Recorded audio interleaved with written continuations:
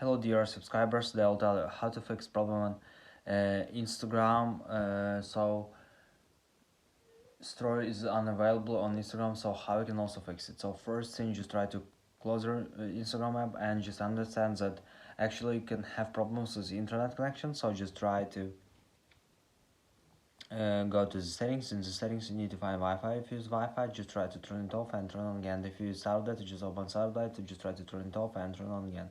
So after you can try to rest your phone, so you go to the general, just scroll down, just tap on shutdown, slide the power off, wait for a second, and just power phone again, so just simply rest your phone. And the latest option you can try to update your app, so just go to App Store, just go to search tab, in search tab just right here Instagram, and if you see update button, just tap on it and wait until it will successfully install the latest updates for your Instagram app. Also, it could be because the user just removes the story, or a user just reposts the story of users that just blocked you. So thanks for watching, have a nice day, subscribe to our channel, like and bye.